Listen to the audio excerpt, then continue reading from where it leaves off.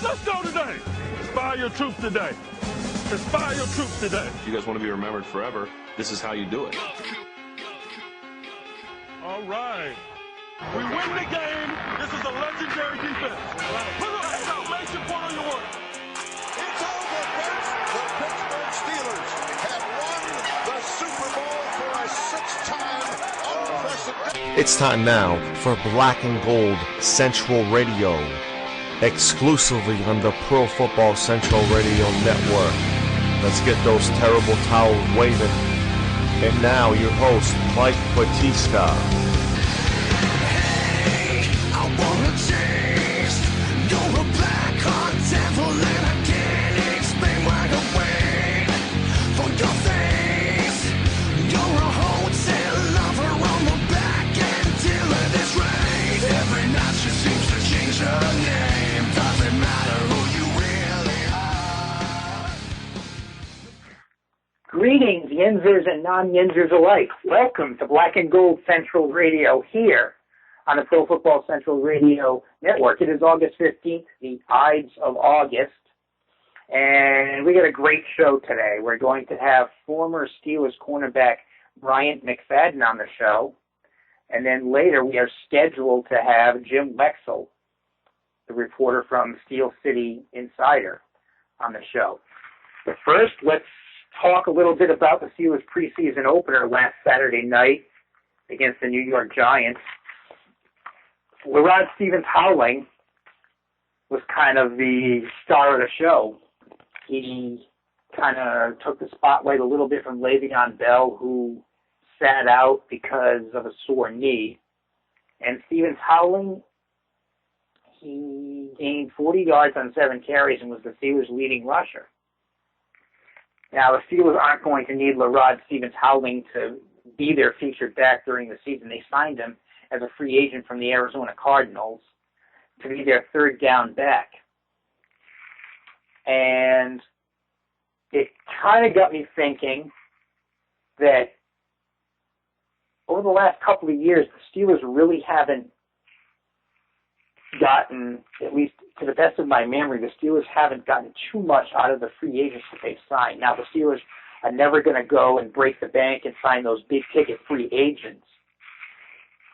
But they always seem to find those under-the-radar, low-key free agent signings who are role players on the team, and they fill those roles really well.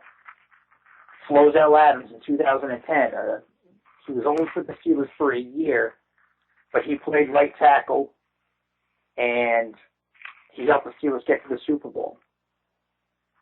Another one is McFadden Moore, who was with the Steelers from 2008 until 2011. And seeing LaRod Stevens-Howling play,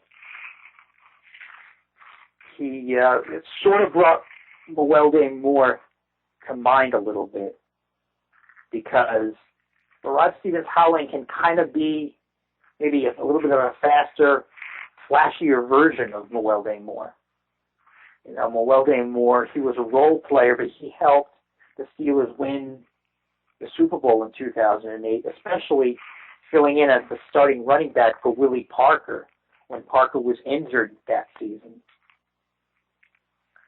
Another thing that Stevens-Howling can do is return kickoffs. He's definitely a candidate to do that for the Steelers. McFadden Moore used to return punts, or he used to field punts at least, punts that went deep into Steelers territory. I think the Steelers like to put Moore back there because of his sure hands. He could catch those punts on the Steelers' 10-yard line. You could rely on him to catch them and not muff the punt. And so, if Stevens-Howling can do what he looks like he's capable of doing and really give the Steelers what McFadden Moore did in those years, that's something that could help the Steelers as they try to get back to the playoffs. Obviously, that 2012 Steelers team last year that missed the playoffs, that team was missing a lot of things.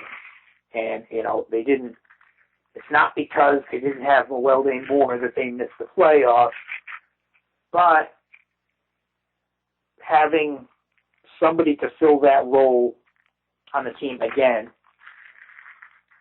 definitely will help as they try to avoid missing the playoffs 2 years in a row. And Stephen Howling can return kickoffs too. I mean, Steelers fans can remember back in 2011 when the Steelers went to Arizona, he scored a touchdown on a big play against the Steelers. So they definitely have a memory burned into their brains about the Rod Stevens Howling, and it's nice to have him on the Steelers side. Now, and the other thing about Stevens Howling that I like personally is that he's 5'7". That's something he has in common with me. And, you know, obviously, I'm kind of a long way from Colin Cowherd in this radio media, and I do listen to his show a lot, Colin Cowherd on ESPN, and he always uses, whenever he wants to talk about small guys, he always uses 5'7" as his example. He always has to use that exact height as his example. For example, he was talking about the World Cup a few years ago and how he doesn't like soccer, and you know he's always saying. The one time he actually said, "I don't need 5'7" guys telling me that soccer is such a great game." You know, whenever he wants to talk about short guys, I mean, you know, why can't he say 5'5" or 5'6" or 5'4" every once in a while? He always has to say 5'7", and it makes me want to start the 5'7" Society of America. But that's my rant, and so the Rod Stevens Howling represented 5'7" guys very well on Saturday. So in a little while, we are going to be talking to a former Steeler, Bryant McFadden. He played for the Steelers as a cornerback through 2011.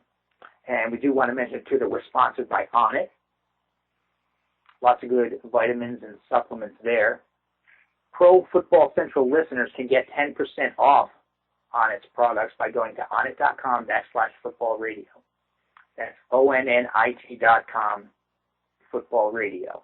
We're going to take a little break, and when we get back, we will talk to Bryant McFadden. This is Plaxico Burrs, Pittsburgh Steelers, and you're listening to PSC Radio. We are back here on Black and Gold Central Radio, and we have former Steelers cornerback Bryant McFadden here.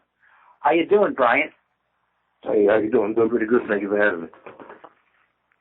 Okay, great.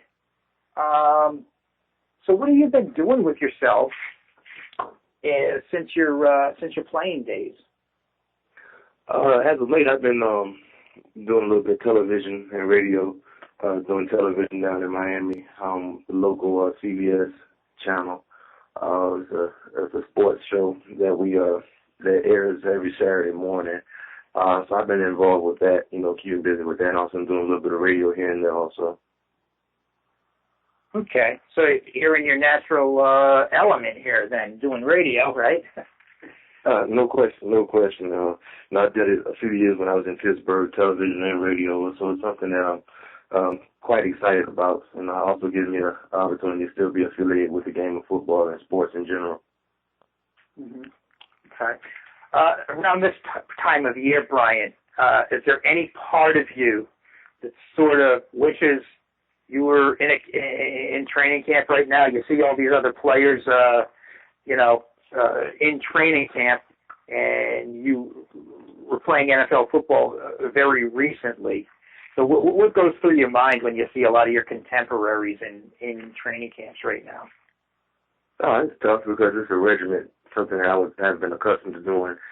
Even back in my college days, anytime around this time of the year, I've always been occupied getting prepared for upcoming season.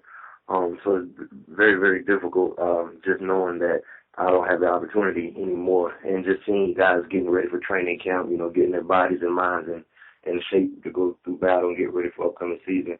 It's a lot. It's a difference, very, very different, because I've been doing it for so long and doing the same regiment for so long, it becomes part of your life. Are you still staying in shape? Are you still staying in football shape?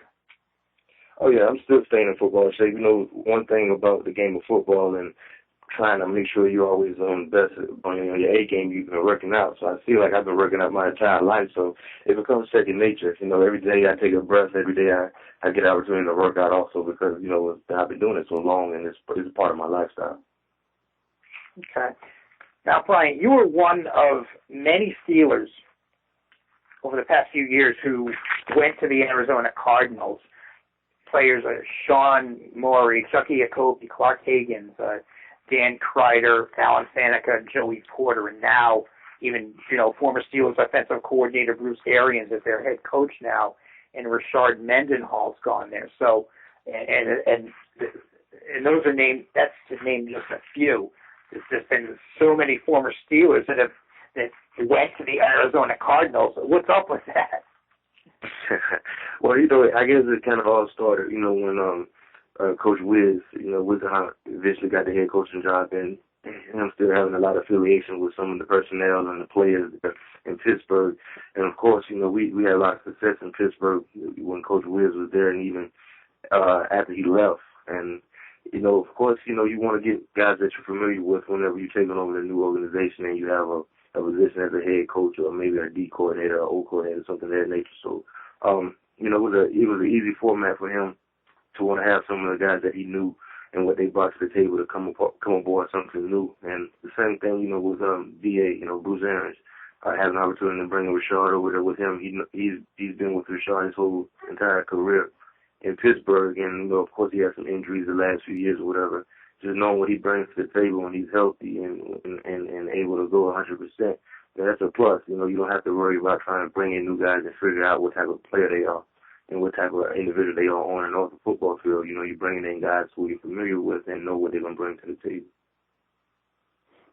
The 1 year you played in Arizona, Bryant, was 2009, and so that was the year after the Steelers defeated the Cardinals in the Super Bowl. Mm-hmm. So, now, from my standpoint, and obviously, you know, I wasn't there in Arizona, but if I'm Ken Wisenhunt, first of all, I get passed over for the job as the Steelers head coach in 2007. Mm-hmm. Then the Steelers come and, you know, I get to play the Steelers in the Super Bowl, and they beat me in the Super Bowl. So, mm-hmm. you know, it was, when you played for Wisenhunt back in 2009, could you sense, you know, any bitterness about him? He was passed over for the job and then also losing to the Steelers in the Super Bowl? No, I didn't sense any bitterness. Of course, you know, the 07 job, he had already been in Arizona for quite a few years, so any uncomfortableness that he possibly might have had, I think might have already went off, kind of got over by that time. Of course, the Super Bowl was fresh in, so as a head coach, he never showed any signs of him being still salty from the loss. But, of course, you know, losing a game is always a difficulty to get over. It's even more of a magnitude to get over when it's a Super Bowl. But I never sensed anything of any side effects saying, you know, just showing any kind of saltiness. And in my eyesight, you know, I don't know what he did in closed doors, but, of course, you know, losing the Super Bowl is not a good feeling. So, of course, you had to feel some type of way, not being able to get victory in that type of ball game. Okay, now we've talked about the trend of Steelers going to the Cardinals. Lately, that trend is starting to go the other way, because you came back to the Steelers in 2010, and you played for the Steelers in 2010 and 2011. And also William Gay, is another cornerback who played a year in Arizona, came back to Pittsburgh. And from what I've read, it seems a lot of the players and Larry Foote the same thing, although he went to Detroit, there seems to be a trend of players former Steelers who spend a year in Pittsburgh and then they can't wait to get back to Pittsburgh because they like the family atmosphere. And it's just not the same anywhere else. Do you feel that way? Mm-hmm. Yeah, I feel that way totally. You know, in the sense of, you know, a few guys, you know, of course, you know, I feel I should have never left, honestly. And getting traded back to Pittsburgh came as a surprise to me. Pretty much the day before it actually happened, I got wind of it. So I wasn't anticipating it happen, but, you know, it kind of put me in the mind frame of, you know, being traded back as a sign I should have never left. And also other guys also, when I came back, Antoine Randall also came back, and Byron Leftwich also came back, and also Larry Foote. So we had a little reunion tour going on that year. And, for all of us, well, for me, Randall and Foote, we got drafted there, so it was always a very soft place in our heart for Pittsburgh because they gave us opportunity to start a professional career and, be very successful at it. We had a lot of success there. So, it for me, my experience, of course, it took me by surprise, but I was happy to be able to get traded back there. If I had to pick any team out of 32 teams, it would have been Pittsburgh if I had the opportunity of being traded back someplace. But it took me by surprise, but everything worked out again, even though we came up short, in the last Super Bowl against Green Bay. And we're just having the opportunity of getting there and getting that mark. And it's something that a lot of people don't get a chance to do. So it took you by surprise. You said getting traded back to the Steelers is what took you by surprise? Yeah, that kind of came out of left field for me. When I got wind of it, everything was like towards draft weekend, that it was a possibility. That's the first thing I thought about was, when we get traded back, why did I have to go away for a year? But, it's a part of the game, and some things, it's kind of hard to explain. You just got to go about it, understand it, and get over it and be prepared to go.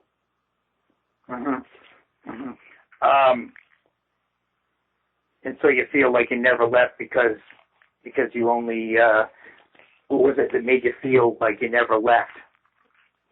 Yeah, it made me feel like I should have never left, honestly. Oh, okay. All right. Anything, just technique-wise, spending a year in Arizona, was there anything that you kind of had to get used to again from a playing and a technique standpoint going back to the Steelers? It was going to Arizona was totally different from a technique standpoint. Coach LeBeau and Coach Orton, taught us one thing a certain type of way. I get to Arizona, I had to totally change everything that I've been going over for my first, 4 years in the league. So it was definitely not only a culture change, but also a fundamental change that I had to endure. And once I finally got, that whole Arizona mentality in my game, then I had to revert back to Pittsburgh again. So it was, mentally and fundamental from a skill set, it was a lot of difference. I had to really try to factor in and get out of my system, try to do it as soon as possible. And that took difficulties a little bit. It was almost like you learning to do something one way for such a long time, and then you got to drastically get that out of your system. It didn't happen overnight, and I didn't expect for it to happen overnight, and it was, little difficulties I had to endure. What were some of the, any particular things or skill set things that you needed to adjust, that you needed to change, or that you needed to sort of flush out of your system when you came back to Pittsburgh? Yeah, just a coverage standpoint, certain things that, we did in Pittsburgh from a coverage standpoint was totally different in Arizona. And leaving Arizona, going back to Pittsburgh, it was totally different, from the way how you may turn man turns, zone turns, different reads from the standpoint of, coverage reads, terminology reads. It was different. The playbook was similar in some standpoint for certain things, but it also was very, very difficult and different also. And the same thing, like I said, like with coverage standpoints and certain ways that they wanted you to cover a receiver, certain things they wanted you to pinpoint and look at was a lot different than what we were being taught in Pittsburgh. We talked about you having two things in common with William Gay, both being cornerbacks, both being players who went to Arizona and came back to Pittsburgh. Now, William Gay is somebody who takes a lot of criticism from fans and sometimes the media, but then, back in 2007, he had 2 interceptions that really saved victories for the Steelers. So what do you think of William Gay as a cornerback? Very smart guy, very instinctive guy. He reminds me a whole lot of Deshae from the standpoint of how well he adapts to different positions in defense. He's probably one of the solely guys that's on the team right now that can play cornerback, nickelback, and both safeties. He's a very durable guy from the standpoint. He picks up on defense very, very fast. And, with the criticism, that comes with the cornerback play. There's not one cornerback in the league that's not going to be criticized by fans or by media. Just the position. That comes with the territory. Nobody never is going to have a perfect day out there. And every game is not going to be their best game. And that happens. It's just the position that comes with the territory of cornerback. Something happens, everybody gets a chance to see what it is, and not knowing what the coverage standpoint is, always going to pinpoint or point the finger at whoever you see the ball's caught off. So with that being said, that just happens. That's part of the nature of the business of playing football and playing cornerback in the NFL. But, he's a very instinctive guy, smart guy, and you can use a guy like William Gay in all phases of your defense. He's competitive. He plays with a short memory and something that you need to have, and he's continuing to get better, and I expect to see good things from him this year. You think he could be a safety later in his career? Yeah, no doubt. I know when I was there, he was a guy that played all four positions in the secondary, and a lot of guys are not capable of doing that. Some guys can just play the outside corner, can't play the inside corner. Some guys that can play corner can't play safety, and vice versa from the safety standpoint. And with him, even when we were there in Pittsburgh, he was our younger version of Deshae. Deshae was the same type of guy who can pretty much line up anywhere in the secondary because he had that kind of understanding of the defense. And William Gay brings the same tools and experiments to the table with him. Now, you spent your teammates with Cortez Allen in his rookie year, 2011. Now, Cortez Allen, he's injured right now, but the Steelers are hoping to get him back for Week 1. But he is he's going to be the Steelers' starting cornerback this year, opposite Ike Taylor. What do you think about Cortez Allen? Can he be a primetime cornerback in this league? I think so. He has something that a lot of corners don't have, is the size. He's a very long, rangy guy, and you don't see a lot of long, rangy guys play as low as he can possibly play. He's a guy that plays very low to the ground. And, with the range and the knowledge that he has, he's also a very smart guy also, from standpoint of last year playing the inside corner, playing nickel corner. And I think in our secondary, the Pittsburgh secondary, the nickel is probably the most difficult position to play from the standpoint of knowing a lot. You have to go through your mindset in that position so that, details and dictates that he's a very, very smart corner. And I think he can be a top-flight corner. The most important thing for him is just being healthy, just staying healthy. Being able to be on the football field and be that durable guy.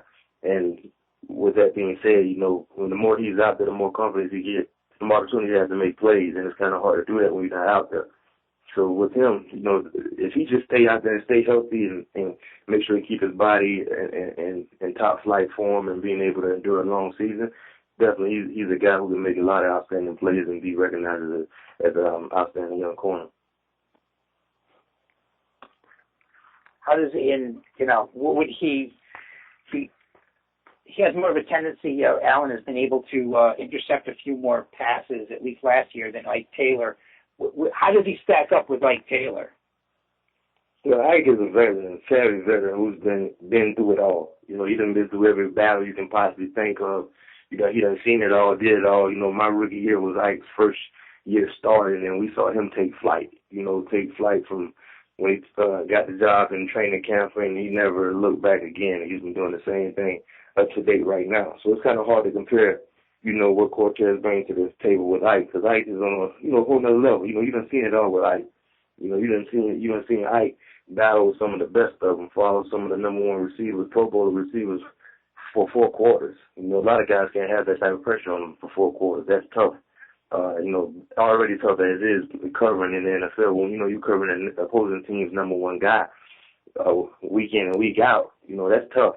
And Ike is that type of guy. And one thing that Ike brings to the table, he's a consistent guy.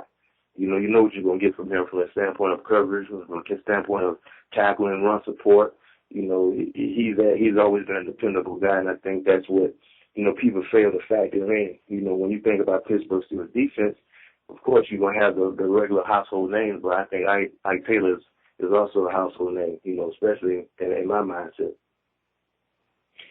Now, before we let you go, I would imagine that you're on since you're doing some radio and TV work, that you've still been keeping an eye on the Steelers? Oh, no doubt. still close friends with a lot of guys on the team, so I'm always watching and always monitoring what's going on and, wishing nothing but success. So, that's a must. Once you're a Steeler, I don't want a few Super Bowls with the Steelers. I feel as though I'm a Steeler for life. Well, yeah, and the reason I ask you that is because I wanted to ask you, how do you think the Steelers are going to do this year, record-wise, and if they make the playoffs, how far in the playoffs do you think they'll go? I think right now the continuity with the team is being established right now, especially coming off a year where you missed the playoffs, and that's unacceptable in the city of Pittsburgh. So I feel as though they should have a bounce back year. I highly doubt, missing the playoffs twice a year. That's not happening. So I see a record of maybe 11-5 or even 10-6. And I base it off of, long seasons of injuries can kind of dictate success rates in anything that you do, especially the game of football. And I definitely see them making the playoffs this year. So missing the playoffs 2 years in a row, that's null and void. Okay. Hey, this is Marcus Wheaton, wide receiver. You are listening to Black and Gold Central Radio. We are back here on Black and Gold Central Radio, and we have Jim Wexell of SteelCityInsider here. Welcome, Jim. Hi, guys.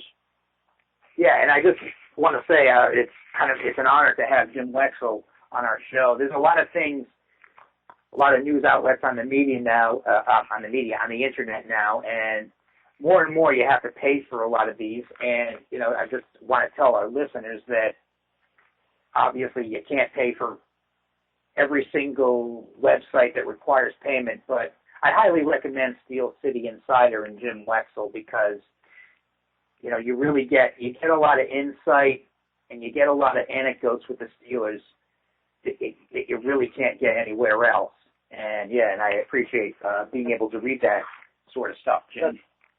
That's awful nice of you to say that. I appreciate that because the competition's getting pretty fierce. There's a lot. What's worse than the pay sites are all the free sites, and the customer really has his choice. But I happen to agree with you, even though I'm a little biased, that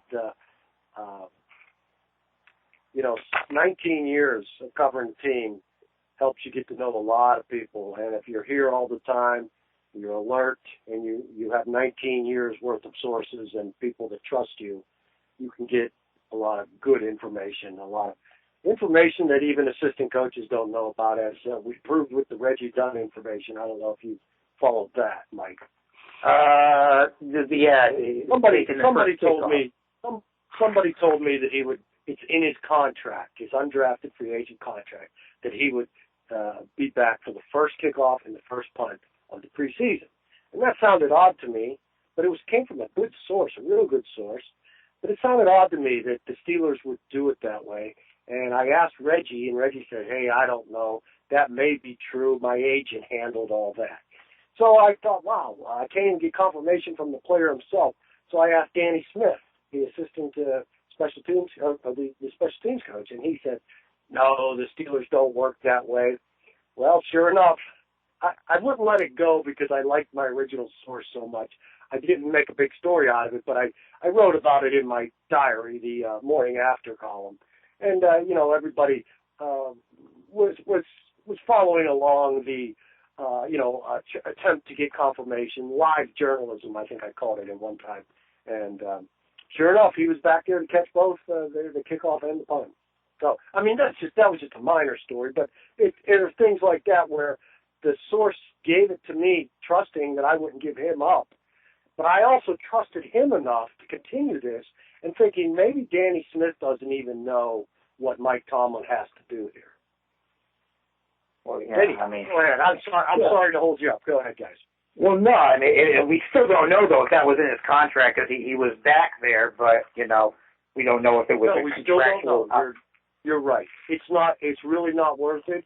I have a feeling that it is, and I think it's a kind of a good recruiting enticement. I know I don't know, does it seem dirty? I don't know, but it just doesn't seem like a way the Steelers should go about it. But if you're trying to entice guys with 4.2 speed, why not? So I have a feeling it was in the contract because of the original source, and Mike Tomlin would never divulge that information, and Kevin Colbert it wouldn't either. So it's no use even pursuing. It's not that big a deal.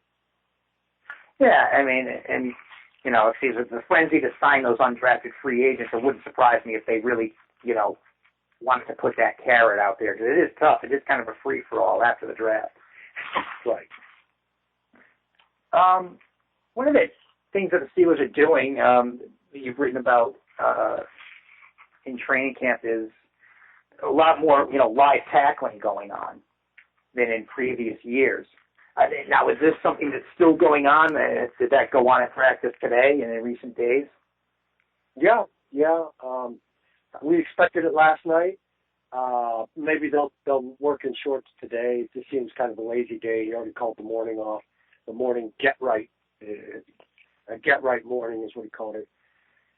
So I wouldn't be surprised if they're out there in shorts today. But, you know, they've been curtailed by the new CBA with number of practices and things like that, number of padded practices. So when they are going in pads, they want to go full speed. I mean, they want to take advantage of, I don't know if it's a loophole, but it's kind of not addressed in the CBA about live tackling as opposed to just hitting with your pads, which is what they used to do.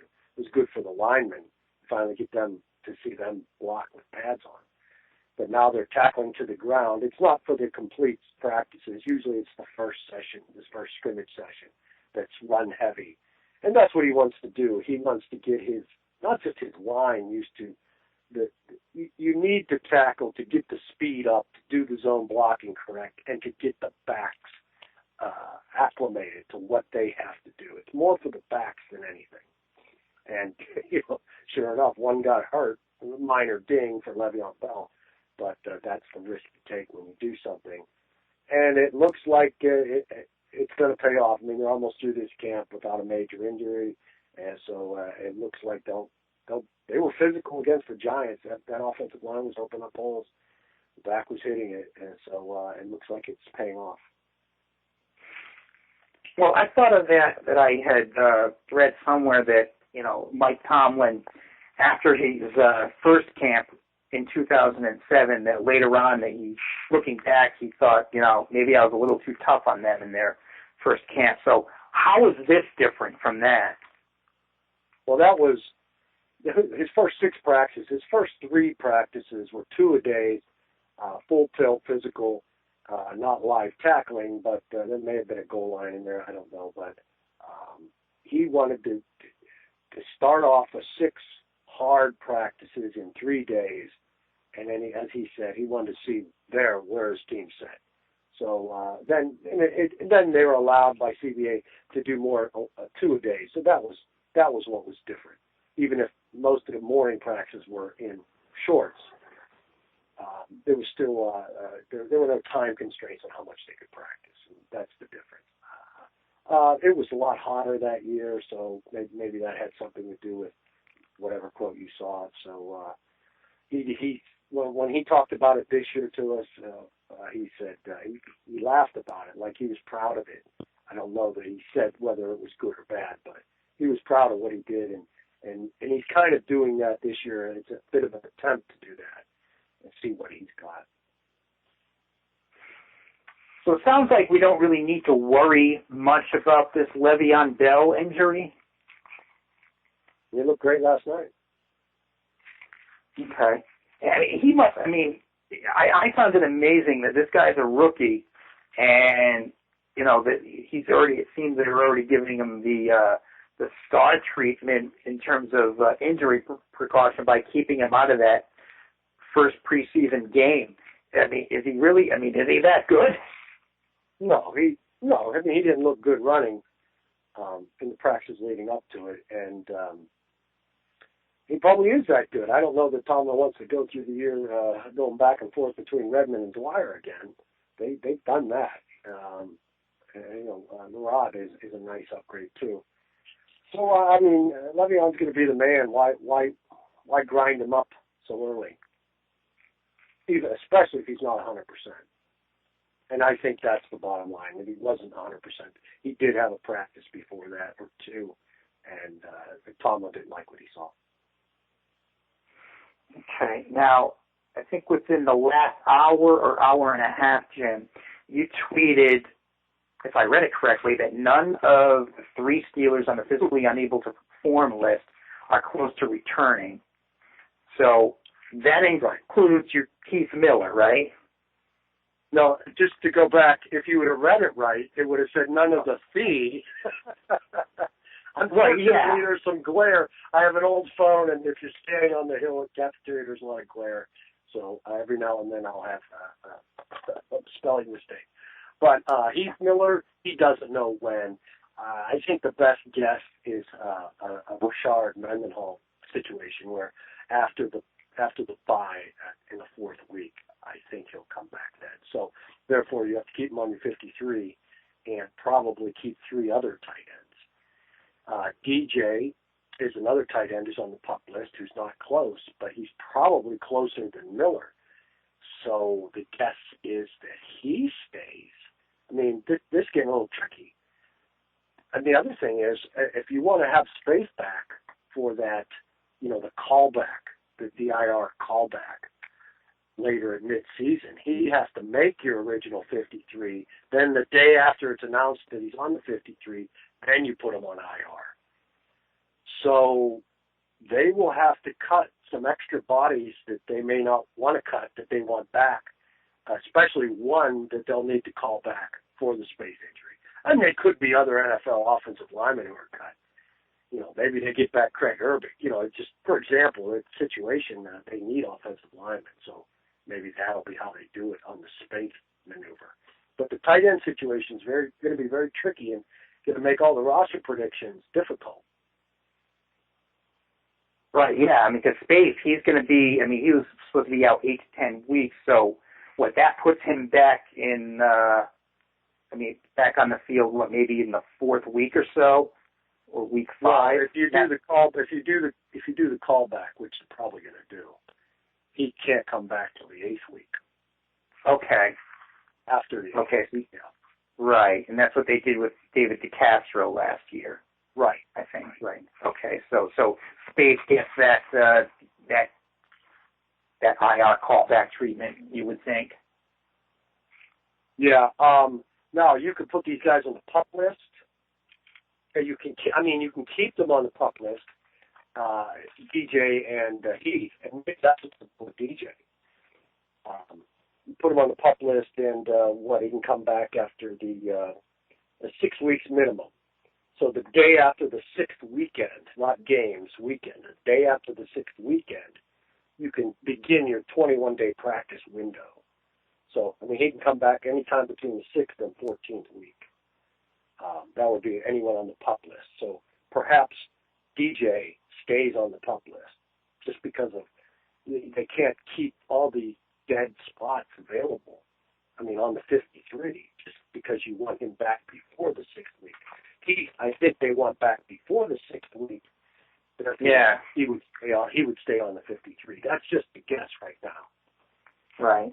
But Kevin Colbert just went over all these technicalities with the rules with us today. That's, definitely worth keeping a roster spot for Heath Miller, I would say.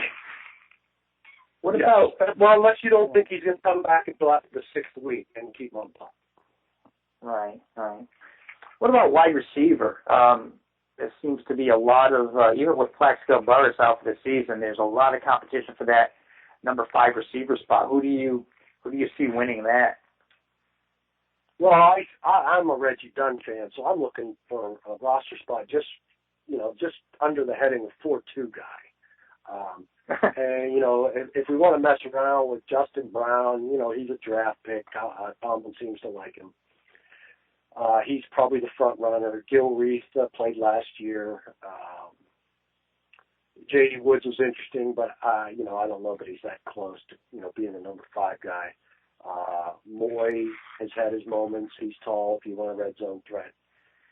Kashif Moore shows a lot of darting, quick twitch. He shows some quickness, but it's unlikely that he makes it. Those are your candidates. I'm sure I'm missing one. There's Woods would probably be the practice squad guy in my guesstimation. Okay, yeah, because J.D. Woods is sort of one of my dark horse candidates to make the roster, and I really liked what I saw from him in the fourth quarter, 9 yards deep in the end zone, and he, on the kickoff, and he returns it. He tries to return it. Obviously, he wouldn't have done that in a game, but he's in a real game, but he's fighting for a job, and then hanging on to the ball after being upended like that. So, yeah, he really, in my mind, he didn't do anything to hurt the chances of making it as a dark horse. But now, with Reggie Dunn, though, I would think that, he's more of a kick return specialist. If they keep him, wouldn't it be as a sixth receiver, sort of a kick return specialist? He wouldn't be one of the top 5, would he? Well, if you have to keep 6 tight ends just to get 2 healthy ones on the field, you're limited. You're not going to be able to keep 6 wide receivers. But I don't know that you need more than 4. Dustin Brown's got a nice body and some soft hands, but he's done nothing to really wow me. I don't have to have him. I'd rather have the fast guy who can help me. I know LaRod Stevens-Howling is going to return kickoffs, and Reggie Dunn fumbled a punt the other day. He was back with Gil Reese, who fumbled a punt in the game, so those two were working, and Gil Reese caught everything and Reggie didn't. So I don't know how reliable he's going to be as a punt returner, but hey, he's just a guy I'm leaning. He has more value to me than he's probably tied with Justin Brown right now. But the other guys, they're just. I've seen these kind of receivers come and go all the time. Mm-hmm. Okay. Now, one of my followers on the Black and Gold Central Twitter, on our Twitter account, wanted us to talk a little bit about the Steelers' position battle at punter between Brian Moorman and Drew Butler. Who do you see winning that? Well, I don't know. I would just look at the averages at the end. Moorman has played for Danny Smith. Danny Smith likes him, loves his hang time. I know the first week Moorman was killing Butler with hang time, but I've seen him shank a few too. He is 37. He's going to have to decidedly beat Butler to win that job, and that's possible. From what I understand, Butler was going to lose that job last year at Kapanos, but Kapanos never got healthy. So, right. Butler wasn't bad. He wasn't great. He's young, and I like him. I like him as a personality. I don't know if the coach likes him or not. He seemed, I don't know. He's kind of a, punters are different. They have that different, they're a little crazy, and writers love that. I don't know how the coaches. I'm not saying I just don't know either way. Yeah, tough one. So to answer your question, I have no answer. Okay.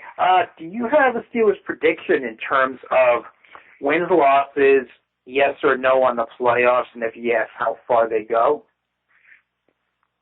If that offensive line stays healthy, if they don't have to dip Deion Beacham into that reserve pool very often, they're going to be a really good team. I really don't see any other thin positions. I think a fifth receiver spot will not be a problem at all. Running backs look fine. It's just going to matter in the health. I'm just going to stick with the Vegas over-under and say 9-7. And yes, if they're healthy and they make the playoffs, they could go all the way. Really, there isn't a weakness. Their defense is going to be as strong as usual.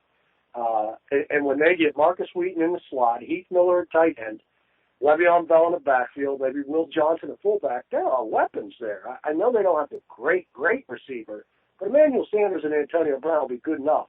And once Wheaton gets comfortable in the slot, he's going to be a threat. Will Johnson's a threat. David Paulson's a nice number 2 receiver as a tight end. Heath is Heath.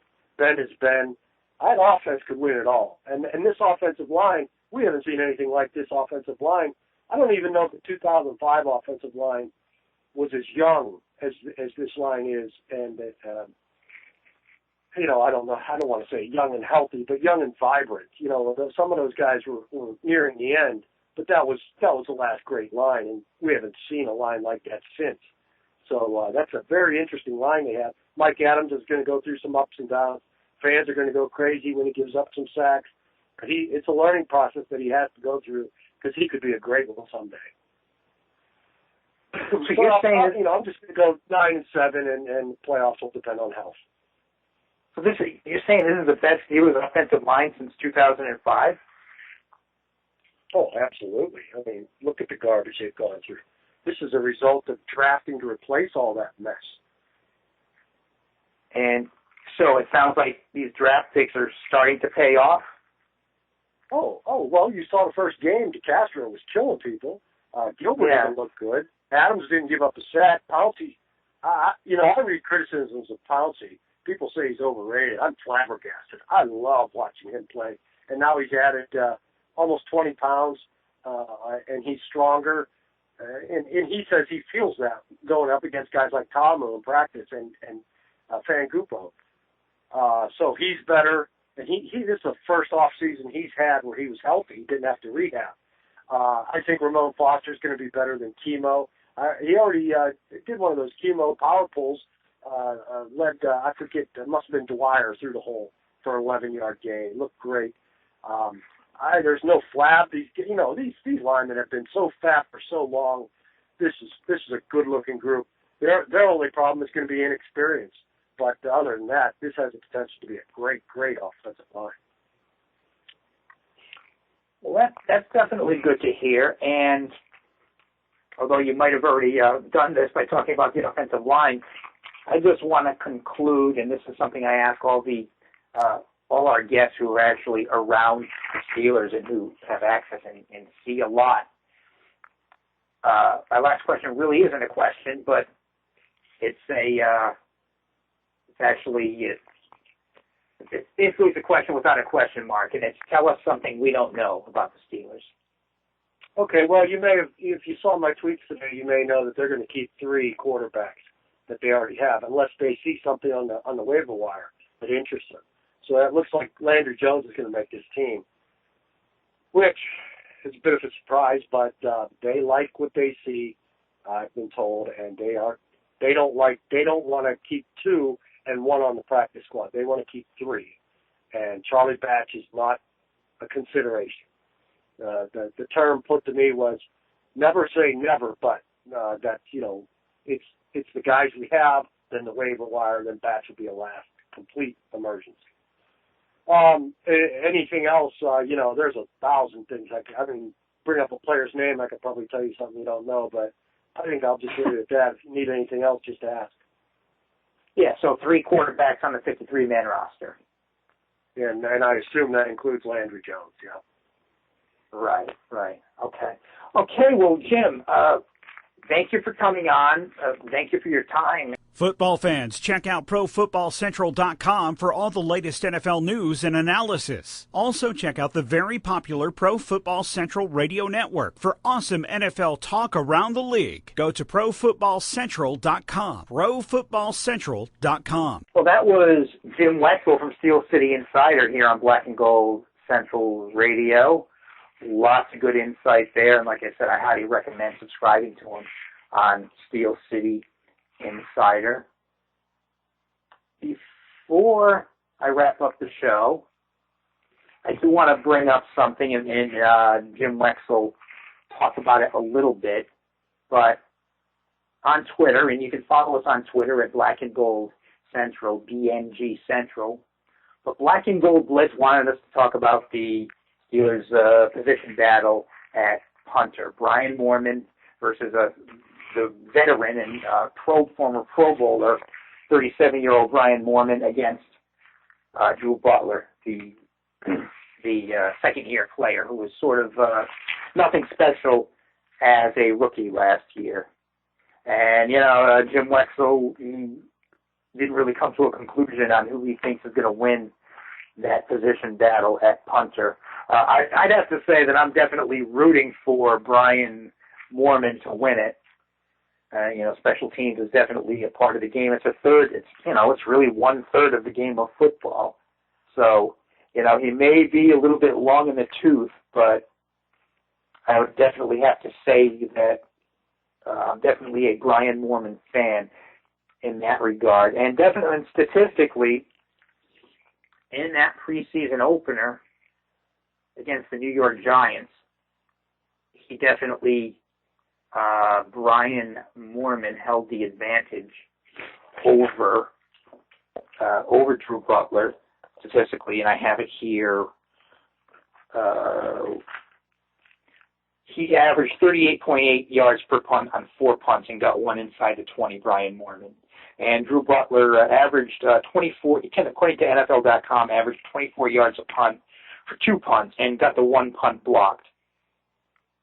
And on the Twitter sphere that I was following during the game, it seemed that Brian Moorman was getting some really good hang time on those punts.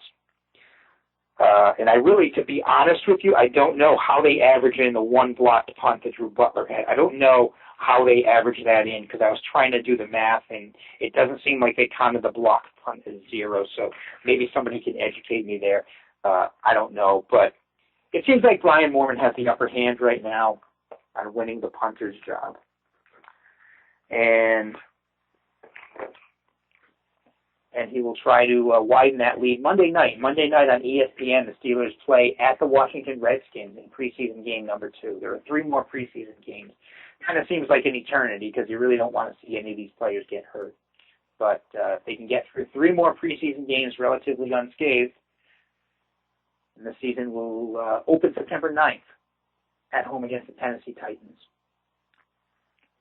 So you got something to look forward to Monday night, and next Thursday night we will be back. Next Thursday afternoon we will be back for another episode of Black and Gold Central. Again, follow us at BNG Central on Twitter, and then you can follow me at Steel Tweets on Twitter. And as always, we're sponsored by Onnit, ONNIT.com.